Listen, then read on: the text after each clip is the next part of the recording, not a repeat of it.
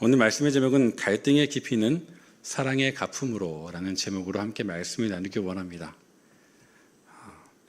우리가 지난 시간 저와 함께 말씀을 나눌 때에 속죄제에 대해서 함께 말씀을 나눴던 기억이 있습니다. 짧게 좀 농축해서 말씀드리자면은 말씀의 주요 논지는 피 없는 제사는 피 없이는 죄 사함도 없다고 하신 하나님께서 그 곡식의 제물도 피 없는 곡식의 제물로도 죄를 사해 주시겠다는 말씀을 통해서 원칙이 때론 사람을 살리는 일보다 더 중요하다는 말씀을 함께 나눴습니다. 원칙보다 더 중요한 것이 있다. 예수님께서 안식일을 통해 보여주신 사랑의 깊이를 발견하는 시간이었죠.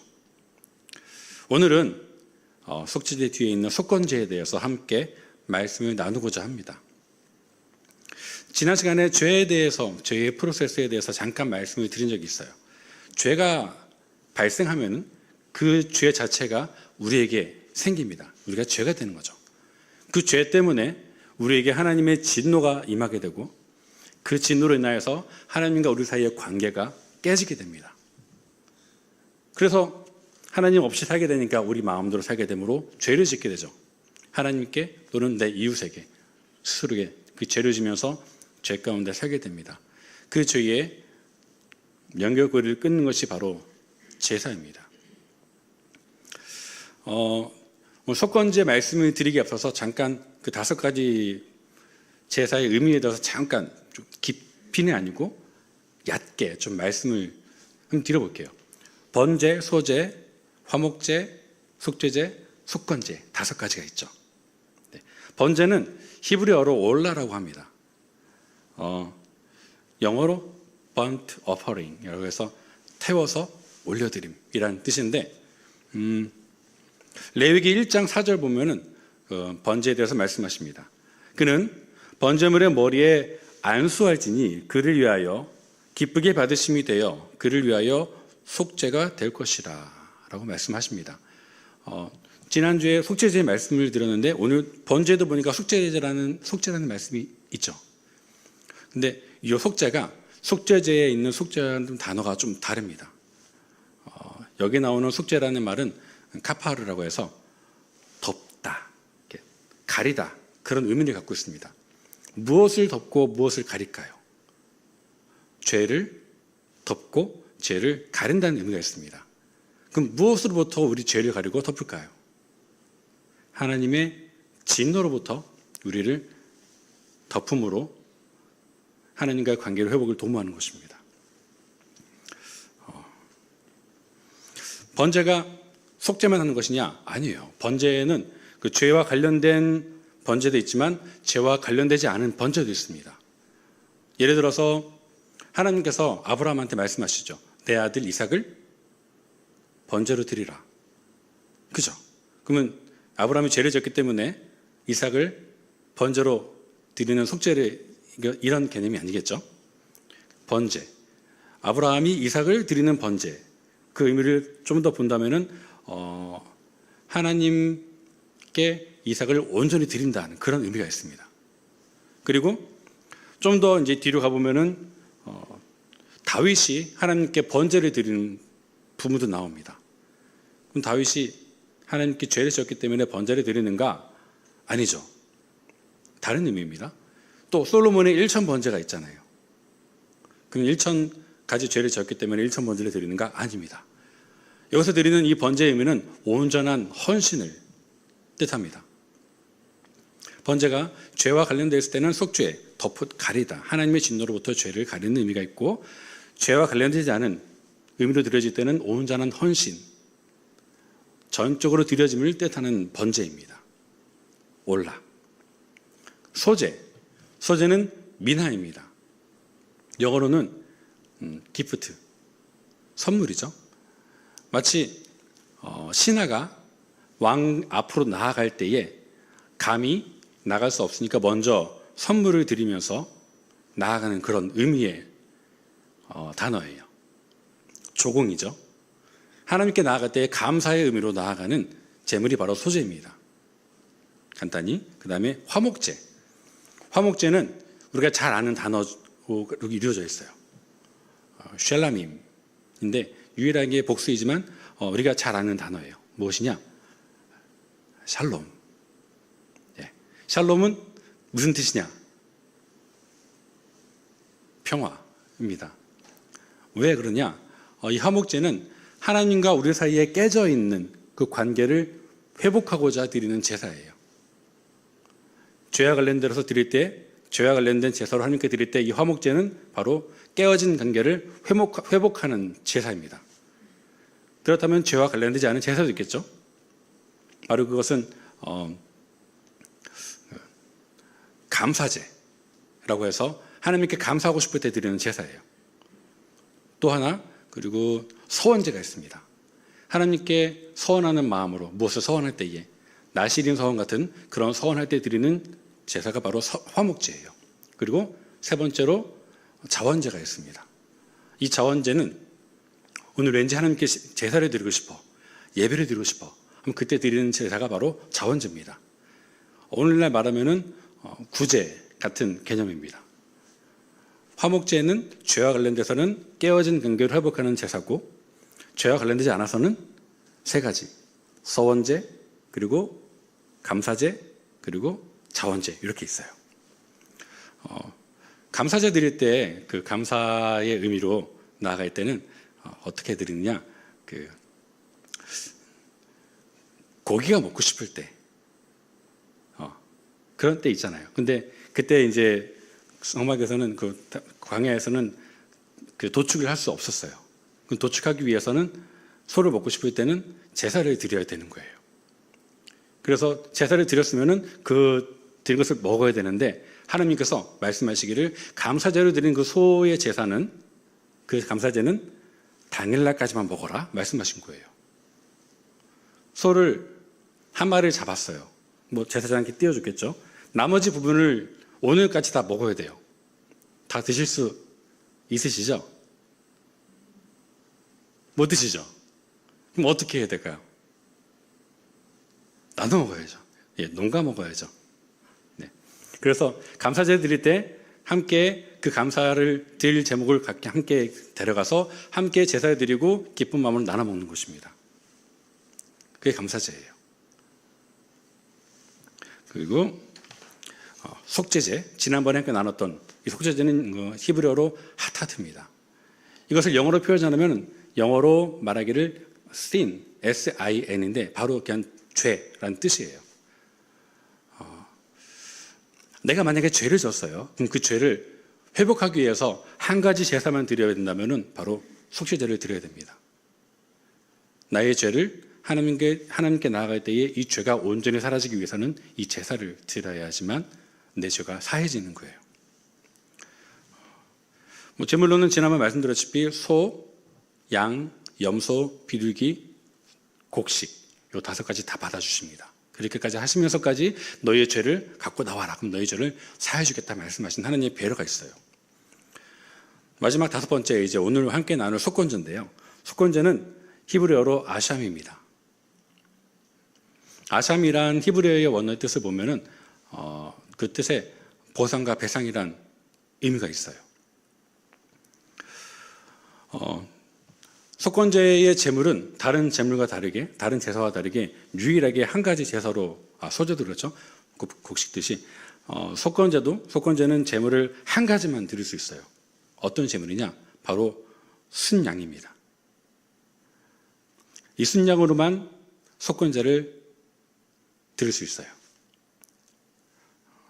좀 독특하죠?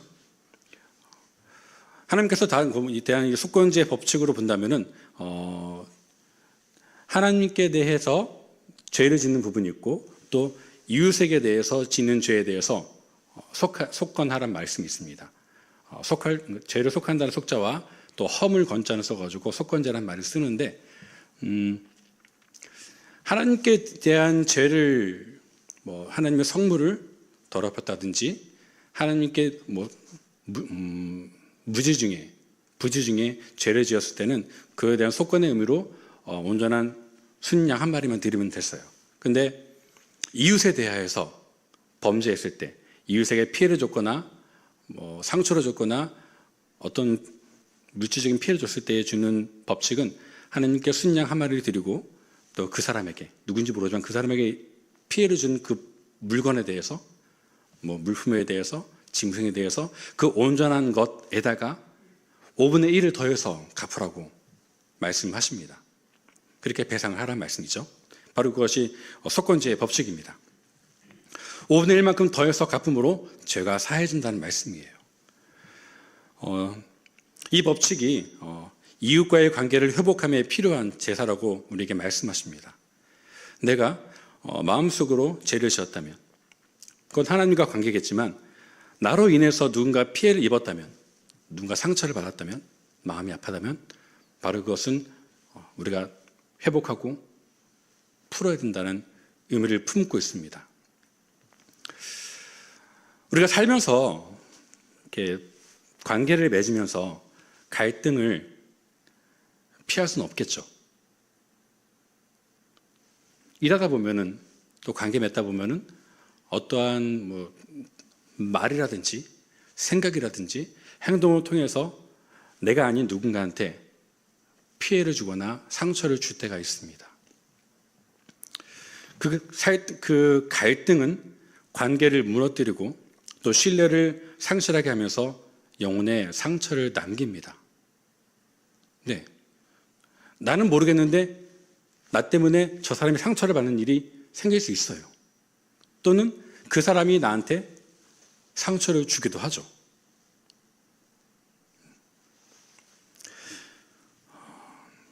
하나님께서는 그러한 갈등의 그런 굴레 속에서 이것을 해결하고 치유할 수 있는 길을 우리에게 열어주셨습니다.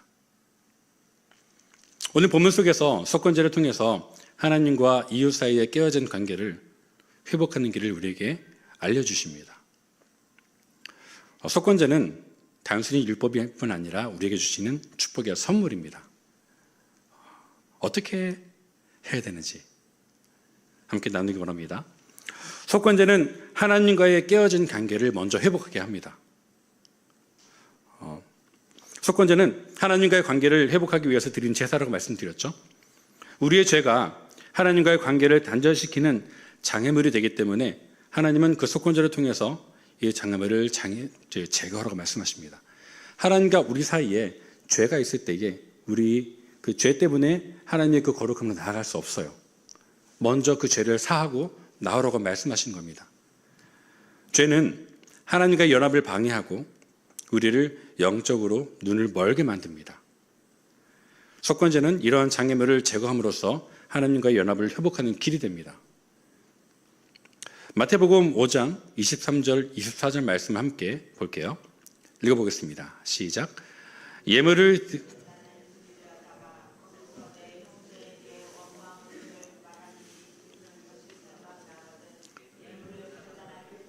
먼저 가서 형제와 화목하고 그 후에 와서 예물을 드리라. 네. 제사를 드리러 그러니까 예배를 드리러 왔는데 예배를 드리러 온 내 이 지금 상태에 마음에 누군가와 다퉜던 그 거리낌이 있다면은 그걸 먼저 제하고 오라고 한 말씀이십니다. 그 불편한 마음, 그 거리낀 마음을 가지고 여기에 앉아있지 말고 먼저 형제와 먼저 자매와 그 마음을, 그 문제를, 그 상처를 해결하고 나와서 그 온전한 마음으로 예배를 드리라는 말씀입니다. 너무 잘하는 말씀이잖아요. 하나님은 예배를 드리기에 앞서서 먼저 이웃과의 화해를 강조하셨습니다. 불편한 마음으로 오지 말라는 것입니다. 진정한 신앙은 하나님과 관계뿐 아니라 이웃과의 관계에서 먼저 신실해야 됩니다. 우리 욥기를 보면은 욥기 마지막에 하나님께서 욥을 칭찬하시면서 이제 욥의 세 친구에게 말씀하십니다. 너희가 잘못했어. 그러니까 너희는 너희의 잘못을 위하여서 소와 양을 가지고 7마리를 가지고 욥한테 와서 제사를 드리게 해라. 욥이 너희를 위하여서 기도하면 내가 그 기도를 받겠다 말씀하십니다. 저 이 말씀 보면서 이 법칙, 그러니까 용서와 화해에 대한 부분을 좀 보게 됩니다. 욥이 친구들을 위해서 하나님께 제사를 드림으로써 친구들의 죄를 용서해 주신다는 그 말씀.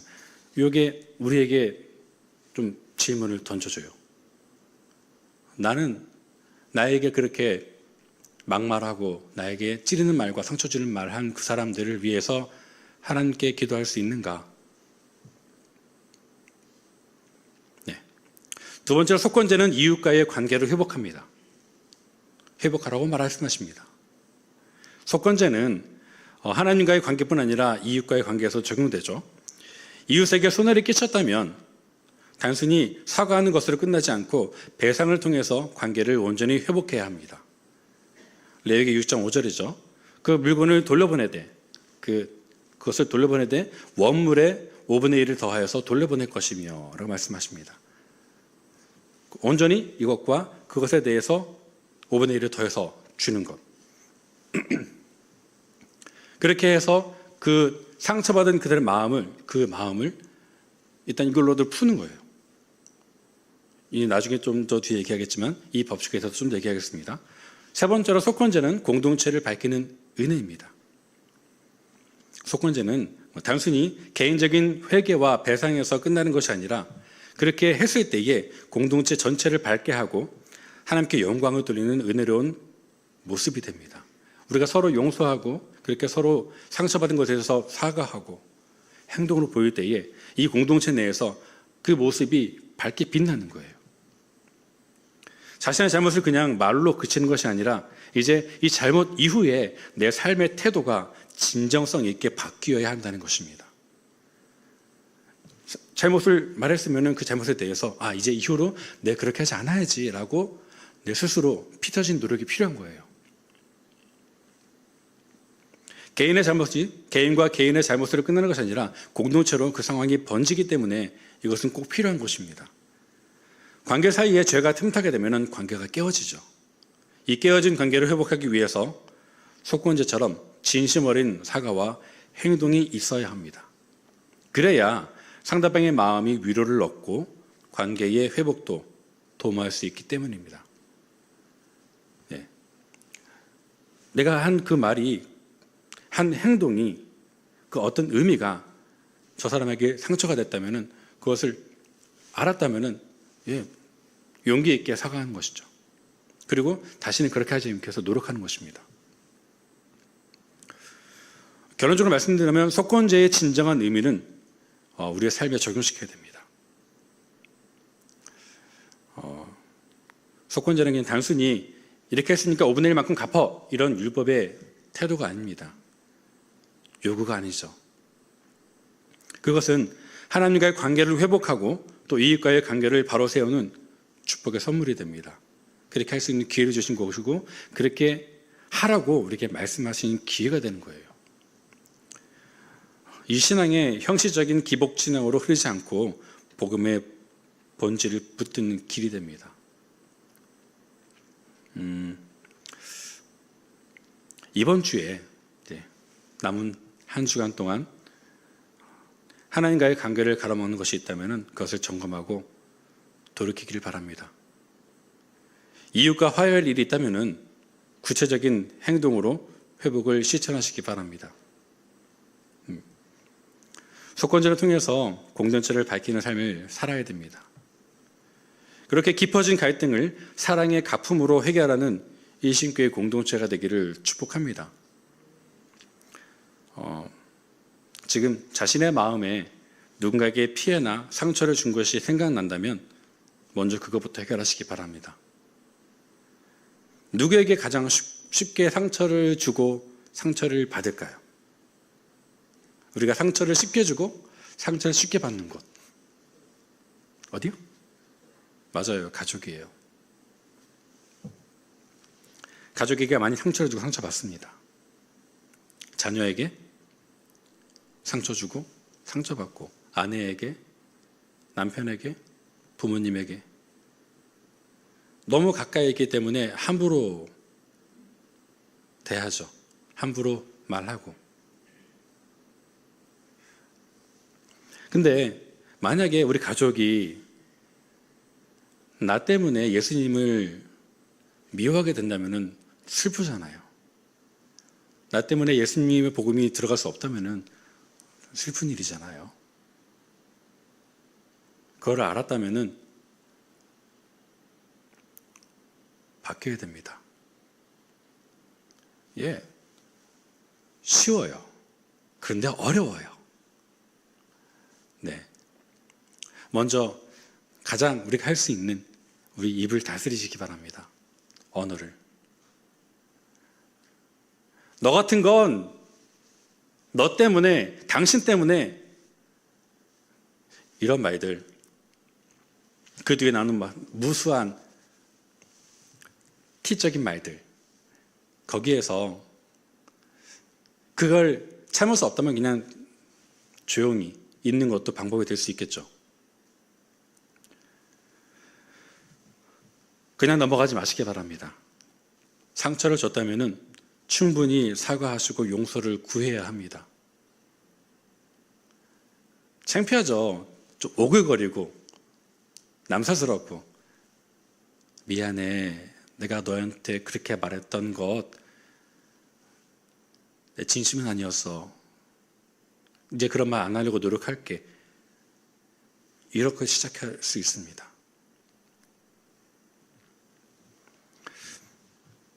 그렇게 용서를 구해도 어쩌면 화해가 안 될 수도 있어요. 화해를 안 받아줄 수 있습니다.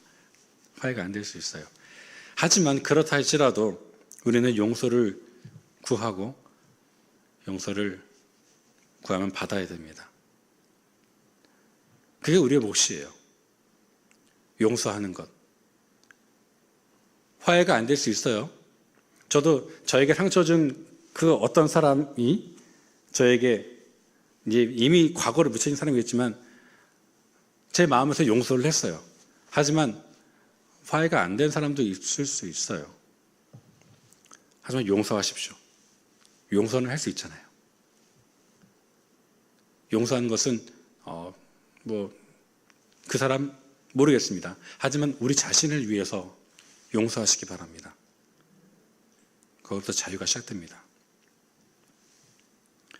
하나 짧은 말씀을 드려볼까요? 이런 말씀이 있습니다. 출애굽기 22장 25절 말씀인데 내가 만일 너와 함께한 백성 중에서 가난한 자에게 돈을 꾸어주면 너는 그에게 채권자같이 하지 말며 이자를 받지 말 것이며 이런 말씀이 있어요. 네, 돈을 꿔줬어요. 빌렸어요. 그 사람에게 빨리 갚어 이런 말이나 너 원금 얼마 더 갚어 이런 말 하지 말라는 말씀이죠. 자, 어떤 분이 이제 이거는 그냥 허구예요. 어떤 분이 급하게 돈이 필요합니다. 당장 어떻게 할 수 없어서 저한테 찾아왔어요. 목사님, 저에게 정말 급한 돈이 필요한데 돈 좀 빌려줄 수 있으십니까? 얼마를 저한테 빌릴까요? 10만 원? 100만 원? 1000만 원? 1억? 상상이니까. 예. 돈을 빌려주세요. 근데 어떻게 할까요? 제가, 네, 얼마 필요하시다고요? 자, 여기 있습니다. 이렇게 할까요? 아니면은, 성도님, 교회에서 돈을 빌리고 갚는 것은 금지입니다. 이럴까요? 다시 말씀드려볼까요? 네. 돈을 빌리자고 하는데, 어떻게 할까요? 여차저차해서 돈을 빌려드렸다 해보겠습니다. 돈을 다 빌려드려서 그분이 그 위험한, 그 어려운 공경에서 잘 해결됐어요. 그리고 후에 돈을 갚겠다고 저한테 왔습니다.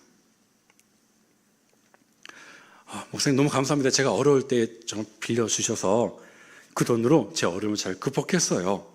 자, 성경에 보면은 원금의 20%를 더해서 갚으라고 했는데, 자, 여기 빌려주신 돈의 20%를 더해서 받으세요. 이렇게 말씀하십니다. 제가 그 말을 듣고,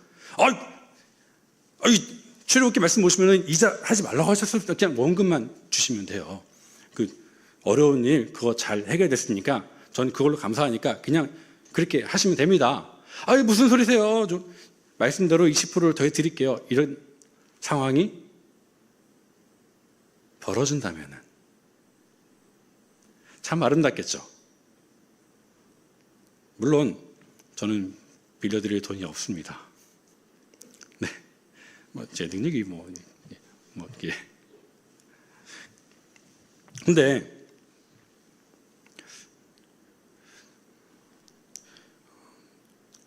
상상해 본 거예요. 하나님 말씀을 지키기 위한 모습이 아름답잖아요. 나는 이자를 안 받을 거예요.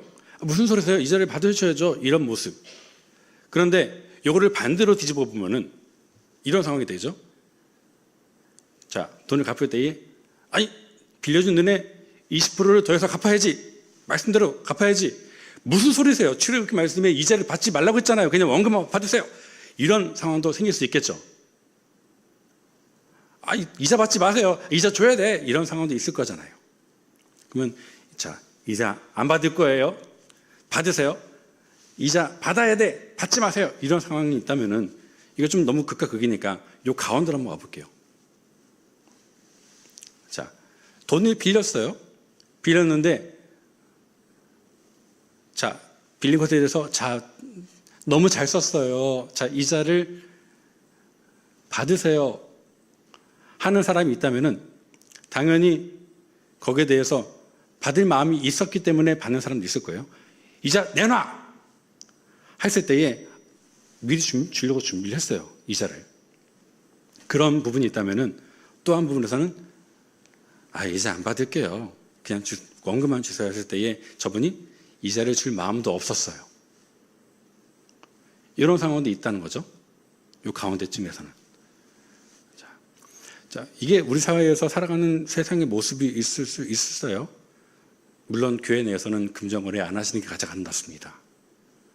근데 정말 그렇게 필요해서 했다면은 자, 그런 모습 가운데에 한쪽은 좀 악하고 한쪽은 좀 선한 모습이잖아요. 이자 내놔! 줄 마음으로 준비하고 있었고, 이자 주지 마세요! 줄 마음도 없었고. 이렇게 했을 때에 우리는 그러면 우리가 하나님 믿는 사람으로서, 예수 그리스도를 믿는 사람으로서 어떻게 살아야 될 것인가? 석권제의 법칙에 의해서 한다면은 우리는 어떻게 해야 될 것인가? 라는 질문이 나오게 되죠. 서운하잖아요. 나는 만약에 내가 빌렸다면은 이자를 준비해서 주려고 했는데 주기도 전에 먼저 당장 내놔! 이런 사람이 있는가 하면은 빌려준 것을 받을 때에 이자 주면 어떡하지? 그런 마음이었는데 그런 마음 깔끔히 그냥 없이 딱 했을 때 약간의 서운함이 남을 때 그 마음을 우리가 어떻게 다스려야 될 것인가? 이런 상황에 대해서 예수님이 말씀하십니다. 너희들 그런 마음이 있니? 그런 대우를 받을 때에 이렇게 살아야 돼 라고 말씀을 주십니다. 마태복음 5장 38절 42절 말씀인데요. 또 눈은 눈으로 이는 이로 갚으라 하였다는 것을 너희가 들었으나 나는 너희에게 이르노니 악한 자를 대적하지 말라. 누구든지 내 오른편 뺨을 치거든 왼편도 돌려대며 또 너를 고발하여 속옷을 가지고자 하는 자에게 겉옷까지도 내어 가지게 하고 또 누구든지 너로 억지로 오리를 가게 하거든 그 사람과 심리를 동행하고 내게 구하는 자에게 주며 내게 꾸고자 하는 자에게 거절하지 말라. 이 말씀 끝에 말씀하십니다. 내가 온전한 것 같이 너희도 온전하라.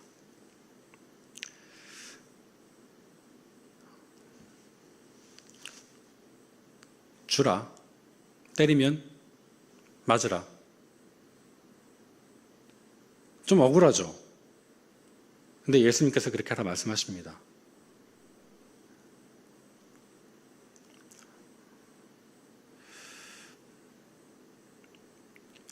그렇게 예수님께서 십자가 달리셨잖아요.